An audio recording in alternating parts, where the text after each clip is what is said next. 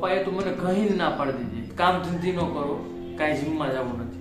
Body બની ગઈ છે, હવે કઈ બોડી બનાવવાની જરૂર નથી. કેમ? હું ક્યાં ના જાવું કરતા અહીં કહવામાં કરતા નહીં. તો અહીંથી જાને તો સારું છે, લોહી પી. અત્યારે એમ થાય છે આ ઓછી તોડી નાખ, એટલી તાકાત છે મારામાં. તો hey guys, welcome to our new vlog. તો થોડોક સેડ છું.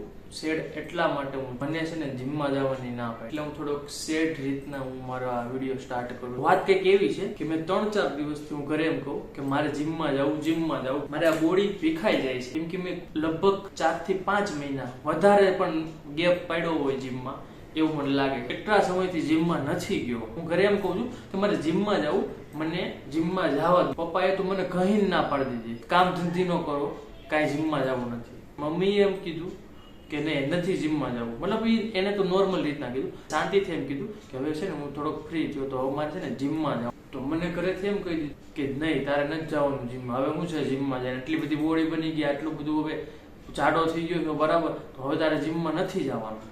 તો મને આ વાતનું એટલું ટેન્શન છે ને કે હું તમને આમ એક્સપ્લેન નથી કરી શકતો અત્યારે વિડીયોમાં બરાબર. હું જીમમાં ન જાઉં ને તો મને આમ સ્ટ્રેસ વધી જાય બરાબર.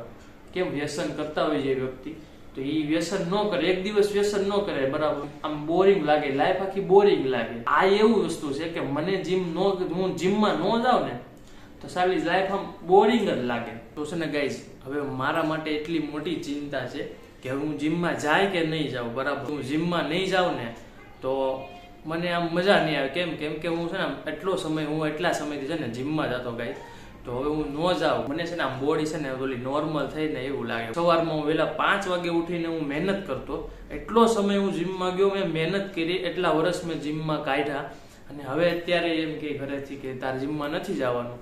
તો હવે તમે વિચારો, મગજ કેટલો ગરમ થાય બરાબર. શું કરું એ મને કાંઈ આઈડિયા નથી આવતો અત્યારે કે ભાઈ મને હવે ઘરેથી કઈ રીતના જવા દે બરાબર.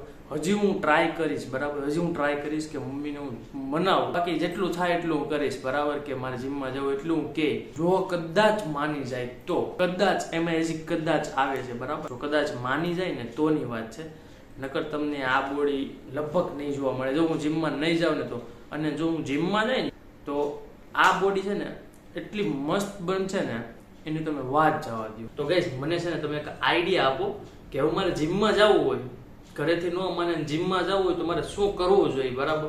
તો મને જરા કોમેન્ટમાં કહો કે ઘરેથી પેરેન્ટ્સ ના પાડતા હોય કે તારે ક્યાંય નથી જવું, આ નથી કરવું, ઓલું નથી કરવું, તો તમે ત્યારે શું કરો ને મને જરા કહો, તો મને એના ઉપરથી આઈડિયા આવે કે મારે ઘરે કઈ રીતના મનાવવા, કઈ રીતના શું કેવું બરાબર. અત્યારે મને તો ફિલહાલ કઈ આઈડિયા જ નથી આવતો કે અત્યારે હું શું કરું. મને અત્યારે ખાલી એક જ આઈડિયા આવે છે, મને એવા જ કરું. કદાચ કંટાળીને હા પાડી દે, બાકી જીમનું મારું આમ કઈ ભેગું થાય એવું મને લાગતું નથી.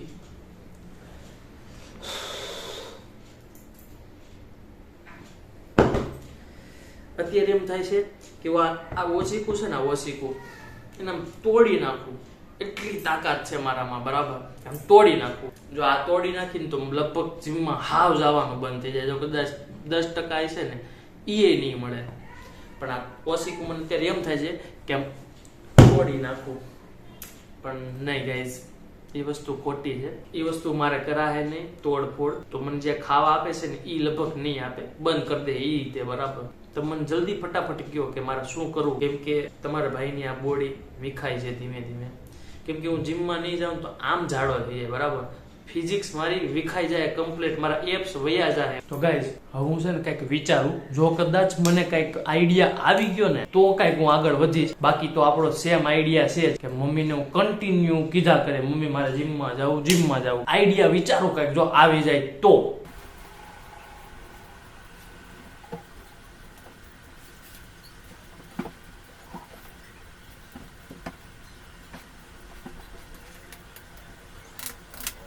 ગાઈસ, આ ઘડિયાળ હોતો ને એનો ટાઈમ મને સંભળાવે છે, કાનમાં અત્યારે આ ઘડિયાળ પૂછે છે ટક ટક ટક. આટલો ઝીણો અવાજ મને અત્યારે એટલો કાનમાં આમ ગૂંચે છે ને.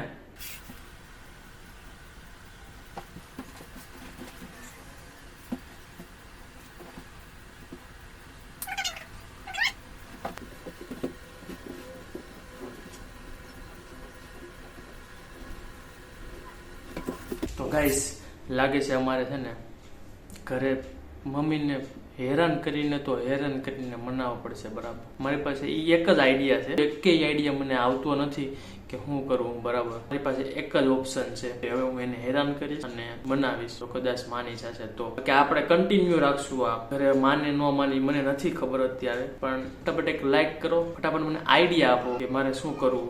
મોટિવેશન તમે આપો કે જીમ વગર પણ મારી ફિઝિક્સ આવી કઈ રીતના રહી શકે. અત્યારે આ ઘડિયાળ એટલી ટક ટક ટક કરે છે ને, તમે વિચારો એટલી મતલબ તમે વાત જવા દો. અત્યારે મમ્મી છે ને કામ કરે છે, તો હવે હું વિચારું છું કે એની પાસે જાઉં અને એને મનાવું, મતલબ હેરાન કરું, કાંઈ પણ કરું. ટૂંકમાં મારે જીમમાં જવું એ પાક્કું જ છે. કેમ જાઉં, કઈ રીતના જાઉં આઈ ડોન્ટ નો, પણ કાંઈક તો કરવું પડશે ને, તો જ મારું ભેગું થાય. નકર મને નથી લાગતું કે ભેગું થાય એવું મારું, પણ મારે હાથે જ ભેગું કરવું પડશે બધું બરાબર. તો હું ટ્રાય કરું મનાવું બરાબર એને. તો કન્ટિન્યુ રહેજો, જોયા કરજો વિડીયોમાં. અને જો તમને મજા આવતી હોય ને તો લાઈક કરજો. તમને જો અમારી વેદના સમજાતી હોય ને તો લાઈક ઠોકી દેજો બરાબર. ફટાફટ એક લાઈક મારજો.